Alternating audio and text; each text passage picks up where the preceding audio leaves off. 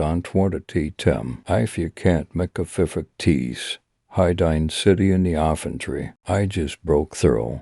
Boutique can't still full losta. It went to the off the bulladorlids, locking the doorband. Not long after, egged painfully qualicrixozozozes, salad thematic cold filter tenzia. I wash horrify, and cold sweat start tetict. In tatoka myzel tauntanty. I appended my phone, and saw that the hadn't shrek. What hell, I thought. There is hold of Eileen Jensies, as it was before asterist. Now it's gone. And IWAS there, trapped with those things, all by myself. It didn't have a mucanty on it tishamumumum. As of hard some torn tenton. It started to cronder, sniffing for prey. It combined front off drast. Oh, crap, I was close at a passing. Since he go trifi fo faintent. Ik newt sensed somming, and it want love untilisty. It started to grow a tort.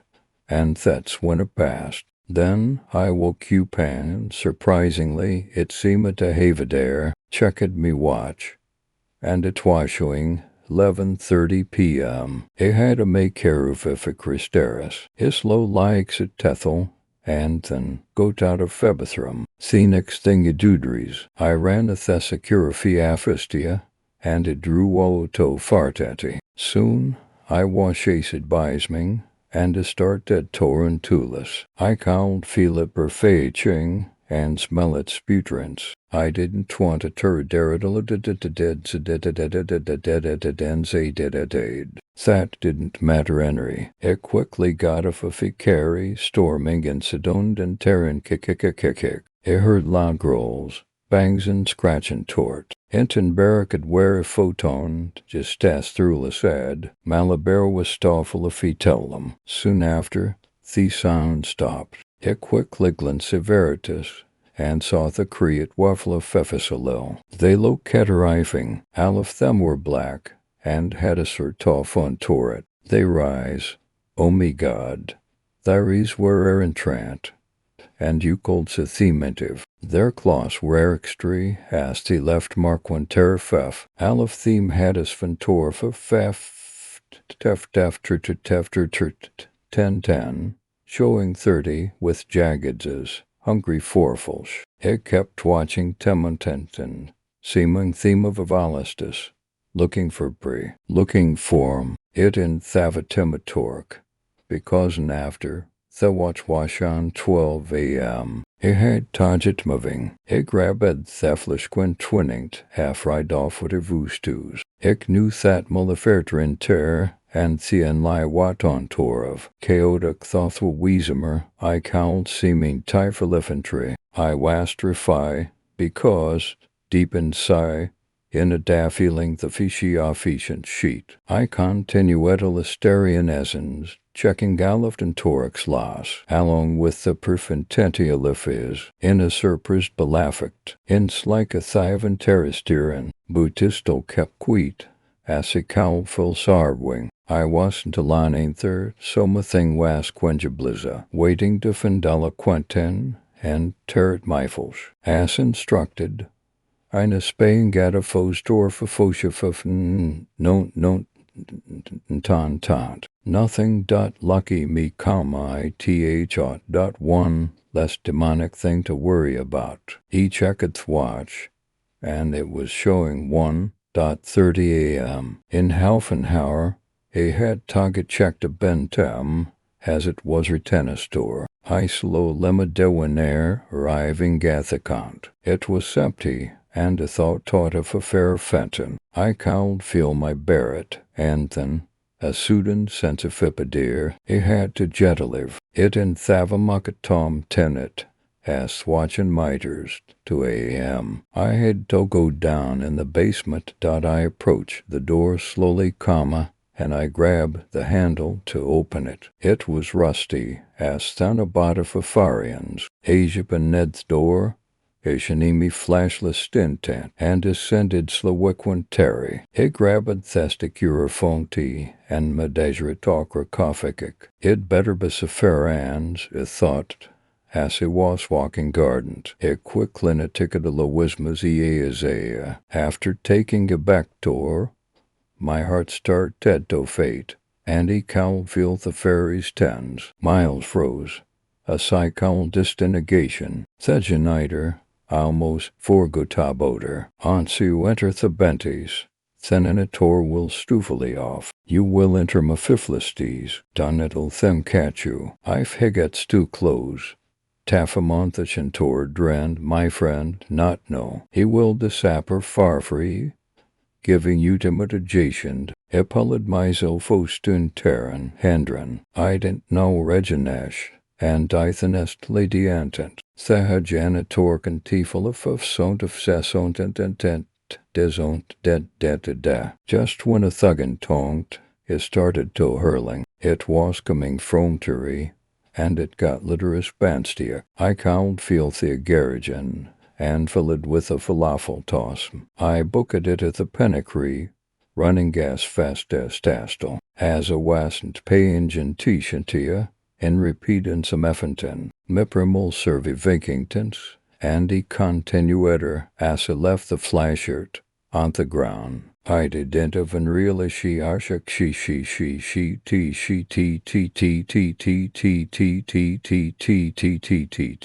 Then, in complete darkness, I frantic identity and se called Hersingting, as it was getting blosgrunds to finale go tinsikra fefishinitionchm and shuthi dorban. Soon after, something was maspentistias, trying tajiten side. I called harder drabondus, tiden t vink no wentorichamit, tits. It kept going for a while, and then it suddenly stopped. I sighed in relief. He got my phoniet, and turned it down the flesh. As I looked around him, I froze. I forgot about and tor. I felt takled rethinkany, and ried remember. That's it, I thought. I remember Iliana vrendosed la def, while saying tawdry, not no. Hella toutal launchrum, and vanished. It in thavatimators. As I checked my watch again, and it showed 3:50 a.m. Nomer thantinmentus, and telephthidamentor cricashes, istil hathagwintra crefum, and that govum a felistles. I fi cold stale for 2 hours, iwogi tood official.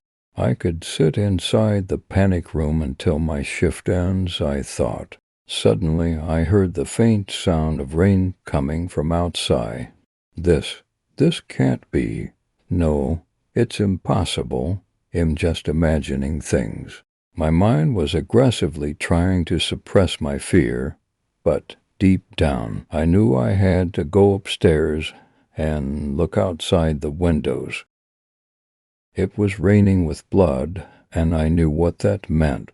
It's written in the rules. While you are inside, you could start to hear a storm outside. If that happens, look out the windows to see if it rains blood. If it does, you may encounter a pale woman with long dark hair named Max during your shift. Max will appear normal at first, but soon after she will slowly transform into something horrible and start hunting you until the end of your shift. Crap, I'm done for.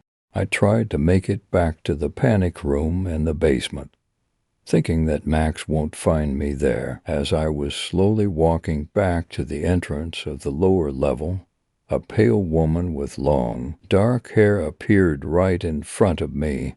I had to get inside the vents before she transforms into whatever bloody thing she will.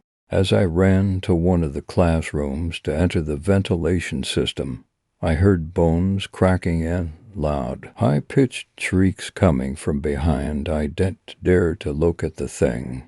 I quickly got inside the vent and started to crawl, looking for a place to hide. I could hear Max crawling after me, following me as she knew exactly where I was headed. Desperately searching for a hideout, I went inside a tube located on the side of the main crawl space and hid there. Max rushed through the ventilation system searching for me, and I knew it was only a matter of time before she finds me. I'm trapped inside the narrow crawl space, having nowhere to go. As I'm writing this, I can hear her shrieks and the sound of her claws scraping the metallic inside of the vents, and she's getting close. I can feel it. Story 5. I work as a night guard at a hotel. Tonight I saw something terrifying on the cameras and scroll through my Twitter and Instagram feeds so I can continue being caught up on stuff. Tonight was different though. It started just like any other night. I walk into the hotel when it's dark and walk up a few floors to go into my office.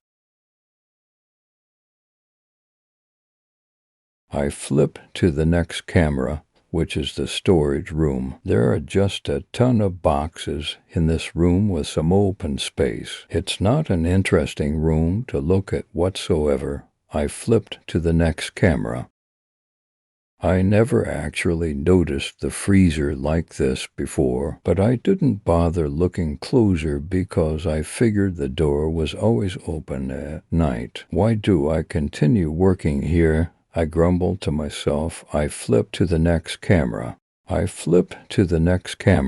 Which, bang, I nearly jump out of my seat. There was a bang that sounded like it was coming from the kitchen that I heard from the camera. It was so loud that the sound came out distorted from the speakers and nearly blew my eardrums out. I turned the speaker volume down to make sure I wouldn't wake anyone up. I flipped back to the kitchen camera to check the nose out. I didn't see anything. The kitchen looked the same. I took a closer look. Nothing was knocked over. Everything looked the same. Knock. I heard a slight knocking noise.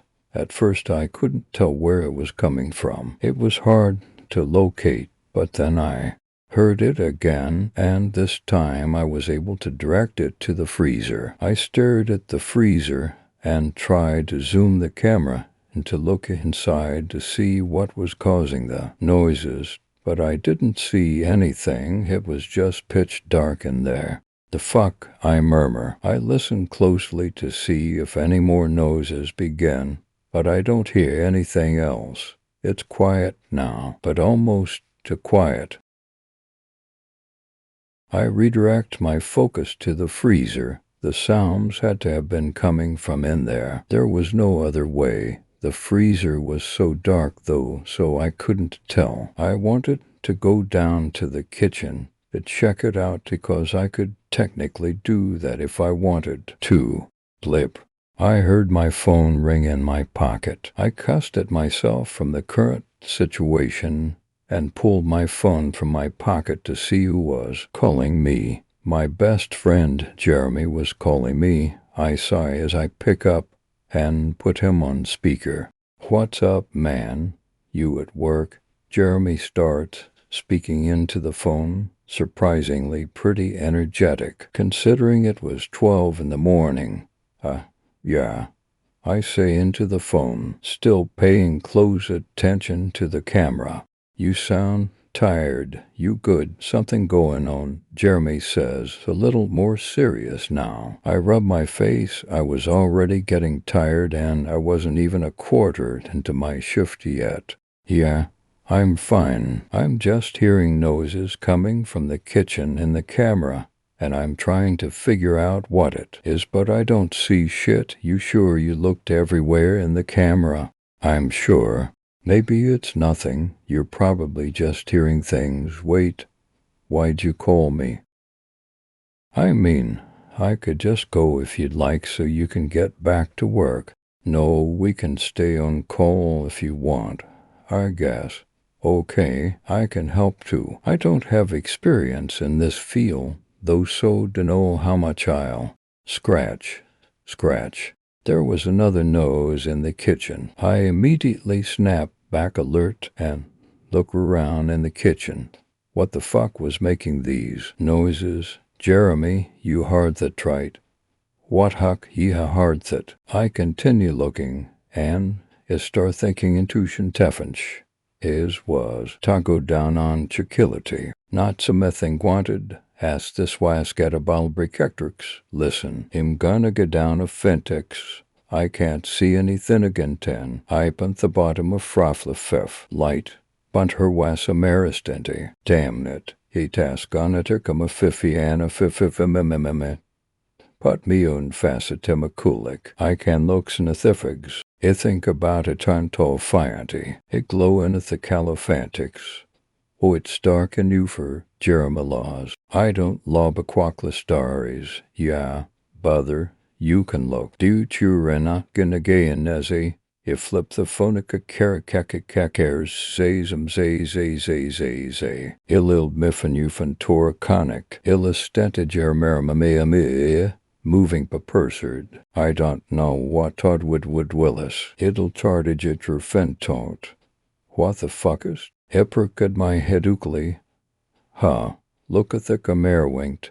Dude, I raise my bodian de cockik, and to so what your bulla wengty. In the freezer, eyes all what look like carax, but the reaswearan tosamem, almost glowing intentumum, is to them of a veterity. Don't go down there, Jeremy Kinglist is sentence. I have veto, I have it a gethamet, it's my job. I can't just let efferisty. I continue elukiclafaf if not letting wadafi teasty. It was still starring Terek, how most starring Grigdom, I'm to linguringt. That thing is natahan, it's just a guywittery. I can get the moodifer. Have you versen a fosten and ten, think a boothet, I'den thenthen the sheeshan. Don't risk it. I have veto. It's my job. You're just overinked. Holden, what huck, except my funaporty. Alan kai figure f a ferric toke. Continuing to steretek. Itha dameth be too titty dand, and for being unky, it looked lickathenisms mamium. Jeremy was right. It wasn't thuman. Dithad spixina was sterixk. It was a most thardoko. It looked lickit stallistisganon. I was lost forwards, paralyzed in fear, unable to let any words out. IWAS and single quotes TSURE what IWAS looking at. It was finale obligashames. Jeremy, our area seeing this, IGEOTTAGEO. I single quotes, I'm sorry, I can't stand the skull, buttock me word. Don't go down to think, I don't carry fits your job, I don't want shooting. Jeremiah hung up abruptly, his lammy phone do don't.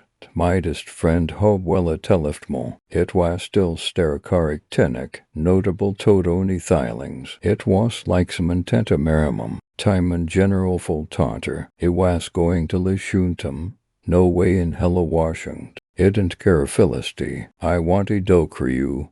It wanted oker liquisti and tezes. It was basic cayu puenturizes. Tallest creature westamic. It had no expressifotions, no movement, not doing anything, just starring. Like kite was active granic, right at. I could chast the crefella to fifth end, sinister smile. Its teeth were agantids, like a haven terry. They almost looked ladla. It was an ugly smile. And it looked horrific when it finally stopped looking at the camera. In Chester Nadarantan tins, around themit locker, it was string ahead adis, beautiven within tomum. It looked like it when a wiwishin in it. It was frakiandingting, and sy heart was belefalef tifs of sissons in that moment of tit. Ingrid quite fofont and tinties, iluki dathacrakeshan tafanan, inclipid to thedringcree, looking ground, clueless, ignathekichin toward tantistry. I didn't know wafa feferical. It didn't know if it indulit twantota kianiance. It didn't look like querlers. This gidges twantsen, these ounds must valitter. It cooked down a tantera tom. I wasn't going to listerians, zerto sealit a torrentazamin especially knockwent wishing. It didn't content flafaric kick. Gokalek. I penned me ficoder doned every door on the flosgo. Tiopo where stilisol. A breed he dassiga fo 5 ff of teftel towards testers, it looked at the stairs, saw sterka seledor talk. I put me foot in the fearts, mackingalude crackings. I winced but contused. My heart was pounding. Fieling glicky twindengiast and anynin. I wasn't done theshabi. I was doing this to dundi. It didn't one todi feeties. Even if it didn't schlefifist. It looked a thedi or dortered. I looked faster talled worries. In gukadathapalentitent. Still stirring galagwalatisti. It stepped back in fear. Nong twinting to gofin terry. It probably wooldums. Right, secreture wastentens. It sounded like Raspies, like Quawastriing tall. It didn't sound normal. as slowly walk into Grendon, ferreering for Maleferistus, looking forth of a Bitenaby, ein Grimiardes der Togtent. I too Kennether loked it walked around went to stem. I know close a life-wordy, and groom, I see thellet labostidi mimium staring direct literature, like a wadmeringt, mais wise wit in a city, and at this point, as it seen menden terrestis in is. Hey, mister, how are you? The boy says loudly at me. My heart drops, and I look at the creature, who is now not moving and is now directly staring at the boy. I don't say anything back to the boy, instead standing in fear, the creature now walking out the side kitchen door towards the boy. I know something horrible was going to happen to him if I didn't do anything. I reach into my back pocket and grab the box cutter. The creature was now out of the kitchen, and he was taking slow, steady steps towards the boy as I take one last look and throw the box cutter at it. The blade of the cutter hits the creature across the face, and he instantly stops all of his movement. The boy was now looking face to face with the creature, his face a mixture of excitement and terror, and I could see what looked like blood coming from the side of the creature's face. It wasn't looking at the boy for long, as it started to slowly turn its head towards me. Its bright white eyes were like daggers looking at me, and I knew I was its target now. Looking at the box cutter to the other side of it on the floor, it then looked back at me and gave me a snarl. It gargled at me as it started to chase me on both feet to my surprise. I reacted quickly and started running as fast as I could towards the front kitchen curtains. This thing wasn't that fast, but I knew it could catch up to me if I slowed down just once. I heard it move even closer towards me. If I hadn't intercepted it as quick as I did, I might be dead right now. I had goosebumps on my arms as I blasted through the curtains and ran towards the freezer, which was closed now. I opened the freezer as fast as I could, but when I tried opening it, the door got stuck. Shit, I say, trying to force it open, but it wasn't budging. It takes me a couple of seconds, but I eventually open it as the freezing air hits my face like a pile of rocks. The creature meets me in the kitchen, and I meet it face to face. It was even more hideous and terrifying up close. I went to grab it, but this thing was strong. The creature grabs me and throws me into the freezer as it raspily yells at me. I hit a metal cabinet back first and fall to the ice-cold floor, getting the wind knocked out of me. I was in pain, but I was also so cold I needed to get out of there. But once I got back to my knees, I heard the freezer door close and click, signifying that it had been locked. I got up and went to the door and tried opening it, but it was no use. The creature must have locked it. He had to have been in here multiple times if he knew how to lock it. I started coughing from the cold, and I started panicking because I knew I was going to die in here from hypothermia if I couldn't get out. I heard the creature moving in the kitchen, and I felt defeated. But it was hard to decipher anything out there with the cold air deafening my ears. I put my head down and tried thinking, but just a second later, the freezer door opened and I saw the little boy in front of the freezer, his hand on the handle. "Quick, mister, get out," he says urgently. I was surprised, but I also listened and got out. I didn't see the creature at first, yet I felt its presence in the kitchen still. I look around for a second before going. "Come on, we have to get out," I say to the boy, starting to run out of the kitchen before I hear heavy commotion coming from behind me. Before I went out of the kitchen, I turned around and saw the creature holding the little boy by the neck. Before I could do or say anything, I watched as the creature sticks its hand down the boy's throat and rip his vocal cords right out of his body like he was pulling plugs from a TV. The creature lets the boy fall to the floor as the boy starts coughing and crying. I start shaking uncontrollably. I didn't want to move. It was like I didn't know how to move. I look at the little boy on the floor, who's curled up in a ball, then back up at the creature. I look at his hand and see the boy's vocal cords laid out in his palm. The creature raises the vocal cords as he opens his mouth and sticks the boy's vocal cords down his mouth. I watch in disgust as I watch him move his hand around in his throat and finally pull his hand out. The creature looks at me, and I hear him clear his throat, and I realize the creature couldn't speak before. The creature continues clearing his throat before finally saying something to me.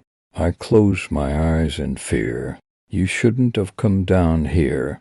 The creature speaks in a deep, raspy, monstrous tone, setting fear in me as I try to search for words to say, but I didn't know how to respond.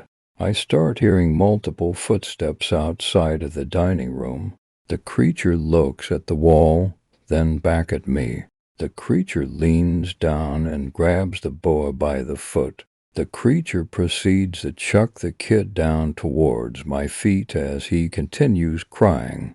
I jump at the impact the throw made as I slowly back up out of the kitchen, my mouth agape. I just wanted to speak. I hear the creature start making disgusting, weird noises while clearing his throat. Right as the doors to the dining room swing open, I hear the creature skitter away, out the other dining room door, and only God knows where else. I turn around and see multiple people, maybe 5 to 6 of them, all in the dining room, looking at me. "Are you the night guard?" A middle-aged man says to me, looking at my uniform. I nod my head. Yes, I am. What the hell was going on down here? "We heard all kinds of noises," the same man says. "Well, you see, I couldn't even explain what happened. I hear the boy start crying louder, and everyone's attention goes toward the kitchen curtain. A woman in the back of the small crowd goes towards the kitchen and goes in. I get nervous and helpless about everything that transpired, and I hear her gasp. I put my head down and sit down on the floor as everyone else rushes in to see the boy. "You monster." The woman starts yelling at me as she carries the boy out, looking at me with nothing but hatred in her eyes. "What did you do to my son?" I look at her. "Ma'am, I did nothing to your son. Something else. I don't finish my sentence. We'll see what the cops say about that." The police did end up showing up, and they immediately started questioning me. At that point, almost everyone in the hotel was out of their rooms and asking everyone else questions. Even the manager of the hotel was called to come by. The vibe was dark and gross when most people started figuring out how the little boy's vocal cords were ripped out of his throat. But the bad part is, people started thinking that I did it. I told the cops the whole story, but the whole time they looked pretty skeptical at what I was saying, looking at me like I was some sort of lunatic. I even told them that everything was on camera. They told me to show them. I lead them to my office and to the computer where everything would be stored. I clicked play on tonight's camera recordings. No data saved. What? I say, I feel the cop's eyes moving onto me by the second. I click out and click on the day's date again to go back, and but again it says no data saved. This didn't make any sense. How could the footage not be saved? Yeah, I think with Xena, one of Theckup says, there has to be some way waking a forage. I say Bethekats a fairbum taramamum. Sorry, but the family alley alsteri. Even if you were dirties, you won't be able to tote. So Riam sitting gandry tifual terriches. Feeling helpless bevern say. My question thugus, how was the foot against? Tyneen lie waith a talad welladala dead, wegner verbans. Nothing mudsens. By tis still have a fosto refresher stashet. Sati, even with a T side, is still havetalif affect. He had to watch it happen, and so me think the tef writer. And he don't know war history, butipretha to door and terry. It got fired from a fitting. They name forcer and totions. Baltwover and Wirksty. I hope I'm not Gamifiskri, and I'm not Sir Felion Tenny T. Think about this. How can regularduct is? That's Snowden a Toroding. Then a something Glentuans. And Sevenskeri Beartawing. Is will woolly goal and tell us stilly, I mean, it was a Tevin safety. And it's gonna be stifla crappiesies. I don't know tha. And he don't know we 52-inch skull. The book can't allow Terry's speak. It will take what a bay tarum. It a hedos McKeffet. Thime pactan the foder. I tant besser prestiffa fishi de secretary stizzendly. I can't get it to tuffy addy. It's like eats feeding gun and infantrintis. Manifest in jits venteria me. And he just of a tallish shiffiv. And I might bind him, or perhaps ma bevenge. Due to heavy good lafia marries, but ma publisum a girl. Icknodger my abolition tiff. I didn't think a katofa fees a k rare say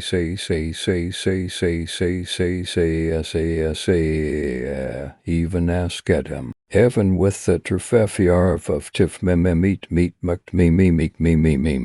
Ix west the servant torrenstias. Never be commanigtured.